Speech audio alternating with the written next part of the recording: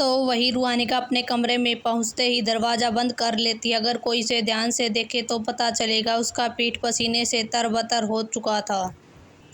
उसने अपने हाथों की मुट्ठियाँ बना रखी थी, मगर जब दाहिने हाथ की मुट्ठी खोली तो उसमें एक छोटा सा कागज़ नज़र आया। फ्लैशबैक। जब रुहानिका ने उस मिठाई वाले से डिब्बे ली तो मिठाई वाला पैसे लेते वक्त मिठाई के डिब्बे के साथ चिपके से उसे एक छोटा सा कागज़ रुहानिका के हाथों में पकड़ा देता है, जो किसी की नज़र में नहीं आया था। सूर्य को लगा था कि संदेश ज़रूर मिठाई में ही होगा, मगर ऐसा कुछ नहीं हुआ। रुहानिका पहले से ही बहुत सतर्क थी, इसलिए उस पर्चे को लेते ही उसने उसे अपने हाथ में रख लिया था और एक बार भी उसकी तरफ ध्यान नहीं दिया था। उसे डर था अगर सूर्य को जरा भी शक हुआ तो वो पकड़ी जाएगी। Flashback and. रुहानिका एक गहरी सांस लेती है, फिर उस पर्ची के संदेश को अच्छे से पढ़ने लगती है।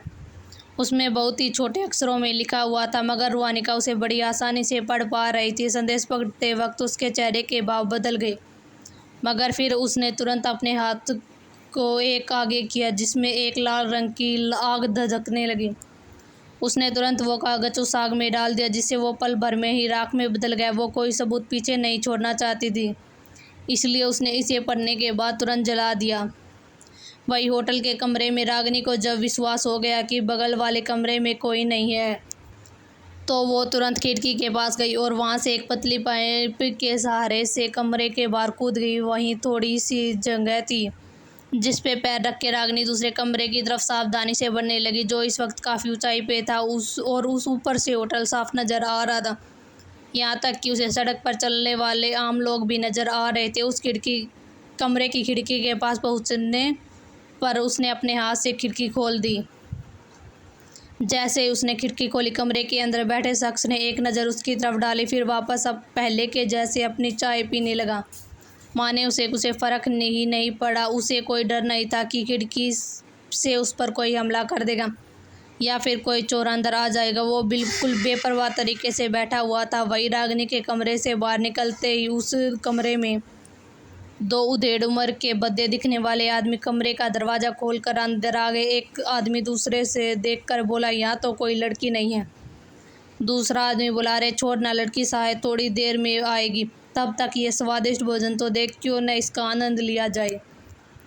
दूसरे आदमी के चेहरे पर भी शैतानी मुस्कान आ गई और बोला, ठीक है, चल पहले पेट पूजा कर लेते हैं।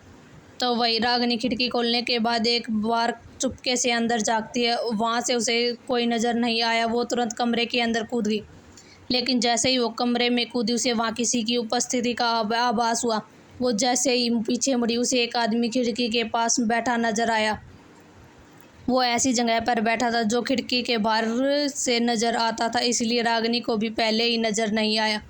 रागिनी उसे देखकर एक राहत की सांस लेते हुए बोली, ओ बेवकूफ़ आदमी, मेरा मतलब समझदार आदमी तुम। अच्छा हो तुम थे, मैं तो यहाँ किसी की उपस्थिति महसूस करके डर के मर ही गई थी। यहाँ कोई और नहीं, रियान ही था, जिसने अपना भेष बदल के मुखौटा लगा रखा था। रागिनी उसे उस मुखौटे से पहचान गई थी कि वो वही है जिससे वह जंगल में मिली थी। रियान यहाँ अपनी इस तथाकथित पत्नी को देखकर पहले ही शौक में था कि ये यहाँ इस तरह क्या कर रही है, लेकिन जब उसके मुंह से बेवकूफ़ आदमी सुना तो जैसे उसके पैरों से ज़मीन ही खिसक गई। इस पूरी दुनिया में एक ही लड़की थी जो उसे बेवकूफ़ कहने की हिम्मत कर सकती थी, और वो वही थी जो उसे जंगल में मिली थी। उसके लिए ये भी विश्वास करना बहुत ही मुश्किल था कि जिस लड़की से वो जंगल में मिला था वो उसकी पत्नी थी। वो दोनों एक ही हैं, दोनों बिल्कुल किसी दो दुनियाओं के अलग अलग इंसान की तरह। एक कहाँ दवा और जड़ी बूटियों की बहुत ही जानकार थी, वो भी उत्तम युद्ध कौशल के साथ, तो वही दूसरी प्रतिष्ठा एक मूर्ख। मगर जो रियान की आंखों के सामने था वो उससे झुठला भी नहीं सकता था। जिस लड़की को वो पूरे साम्राज्य में ढूंढ रहा था वो उसकी पत्नी थी, हर पल उससे जुड़ी हुई थी। वो वही लड़की थी जिस पे रियान ने कभी ध्यान ही नहीं दिया और न ही उसका ध्यान देने का कोई भी इरादा था। लेकिन अब उसे पछतावा हो रहा था कि उसने पहले कभी अपनी पत्नी पर ध्यान क्यों नहीं दिया। रियान के चेहरे पर मुखौटा लगा हुआ था, इसलिए रागिनी उसके देखते ही जिसके आधार पर वो ये कह सकता था कि मूल रूप में ये लड़की बिल्कुल भी बदसूरत नहीं थी, बल्कि उसने जानबूझकर खुद को ऐसा बना रखा था। रागिनी उसी कुछ न बोलता देख आगे बोली, वैसे मुझे देख के तुमने मेरी पहचान का अंदाज़ा लगा ही लिया होगा। रागिनी जानती थी कि उसके सामने बैठा हुआ आदमी बिल्कुल भी मामूली नहीं होगा, क्योंकि उसने खुद जंगल में उसे युद्ध करते हुए देखा था। रियान ने जब उसकी बात सुनी तो वो कसमस में पड़ गया कि वो क्या कहे। क्या वो बोल दे कि वो रागिनी को पहचान गया है, या फिर पहचानने से इनकार कर दे। उसके मन में और भी कई ख्याल आ रहे थे, जैसे क्या वो अपना मुखौटा हटा के असली चेहरा उसे दिखा दे, क्या उसे बता दे कि वो वही रियान है। मगर अंत में रियान ने इस निष्कर्ष पर पहुंचा कि बहुत सोचने के बाद रियान ने उसके सवाल का जवाब दिया, मैं गलत नहीं हूँ तो तुम पूरे साम्राज्य में अधिरथ परिवार की सुप्रसिद्ध मूर्ख और बदसूरत रागिनी की पहचान तुम्हारे ही है। रागिनी उसका जवाब सुनते हुए हंसते हुए बोली, अरे वाह, मानना पड़ेगा, क्या पार्क की नज़र है तुम्हारी। रागिनी तो बिल्कुल ऐसे बातें कर रही थी जैसे मूर्ख और बदसूरत कहकर रियान ने उसकी ही तारीफ की हो। रियान एक कप में उसके लिए चाय परोसते हुए बोला, अगर मैं गलत नहीं हो तो तुम जानबूझकर सबके साथ खेल रही हो, तुम मूल रूप से बिल्कुल भी बदसूरत नहीं हो।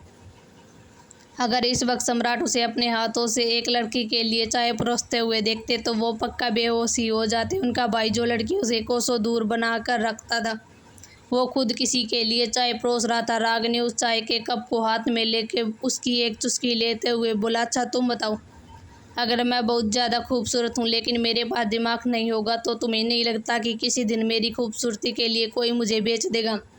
तो इससे अच्छा क्यों न मैं बदसूरत बनकर उनके साथ थोड़ा खेल लूँ। रागिनी ये सब मुस्कुराते हुए बोल रही थी, जैसे उसे लोगों के साथ खेलने में बहुत ही मज़ा आ रहा हो। रागिनी की सोच को सुनकर रियान अवाक रह गया।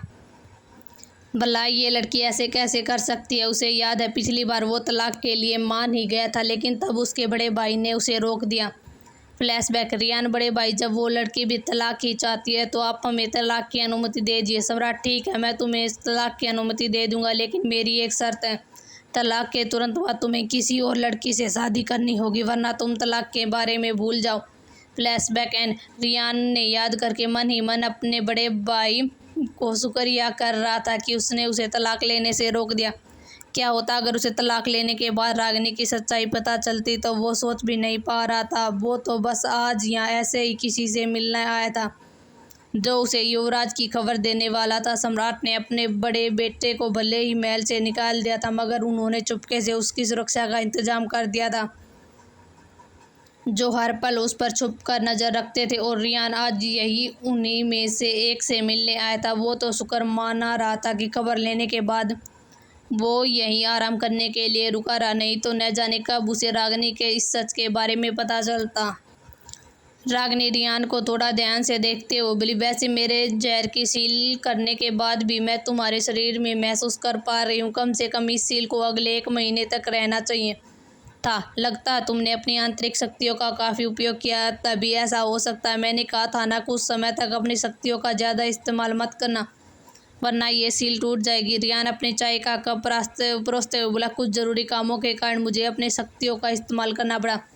रागिनी उसकी बात की गंभीरता समझते हुए बोले, ठीक है, कोई बात नहीं, वैसे भी मैंने इसका इलाज ढूंढ लिया। वैसे तो मैं तुम्हें 1 महीने बाद ही दवा देने वाली थी, पर कोई बात नहीं, जब तुम मिल ही गए हो तो मैं अभी दे देती हूँ। रागिनी ने अपना हाथ आगे बढ़ाया तो एक शीशी उसके हाथों में प्रकट हो गई।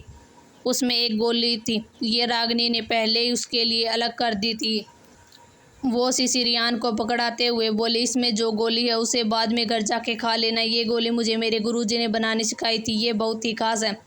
वैसे तो इसे खाने से तुम्हें बेइंतहा दर्द महसूस होगा, लेकिन इसके बाद किसी भी मामूली जहर का कोई असर नहीं होगा। तुम अगर जहर उच्च श्रेणी का भी रहेगा तो उसे भी असर करने में बहुत वक्त लगेगा। कम से कम तुम्हें इतना तो समय मिल ही जाएगा तुम अपने लिए जहर के मार्ग की तलाश कर सको। और सबसे ज़रूरी बात, इस दवाई को खाने के बाद तुम्हारी शक्तियों का स्तर भी बढ़ जाएगा।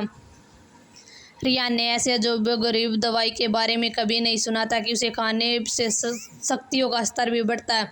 उसकी आंखों में थोड़ी देर के लिए उलझन देख रागिनी कहती है, चिंता मत करो, मैं जो कह रही हूँ बिल्कुल सही है। मैंने खुद भी इस दवाई का इस्तेमाल किया है, तो मैं गारंटी से कह सकती हूँ, अगर तुम इस दवाई को खाओगे तो तुम्हारी शक्तियों का स्तर भी बढ़ेगा।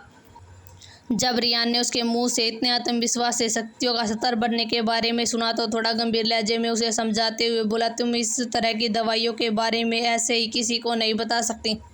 तुम्हें पता भी, अगर किसी को इस तरह की दवाई की भनक लगी तो तुम्हारी जान को खतरा में पड़ सकती है। रागिनी महसूस कर रही थी कि सामने बैठा इंसान उस पर गुस्सा कर रहा है, लेकिन उसकी मंशा गलत नहीं थी। रागिनी से समझाते हुए बोली, तुम्हें मेरी चिंता करने की कोई ज़रूरत नहीं है। मुझे सबसे ज़्यादा प्यारी अपनी ये ज़िंदगी ही है, मैं इसे सबसे ज़्यादा संभालती हूँ। रागिनी ये सब मुस्कुराते हुए बोल रही थी। रागिनी भले ही ऊपर से नीचे तक काले रंग में रंगी हुई थी, लेकिन फिर भी उसकी मुस्कुराहट बहुत ही दिलकश थी। रियान को वो इस रूप में भी बहुत ही आकर्षक लग रही थी। लेकिन तभी रागिनी रियान से कहती है, वैसे बातों बातों में मैं तुमसे तुम्हारा नाम पूछना तो भूल ही गई, तुम्हारा क्या नाम है? रागिनी बड़ी जिज्ञासा से रियान को देख रही थी। क्या लगता है रियान बताएगा अपना नाम रागिनी को? आखिर क्या चाल चली है यामिनी ने? जानने के लिए सुनता रहिए अगला पागली वर्थ ऑफ पगली प्रिंसेस का।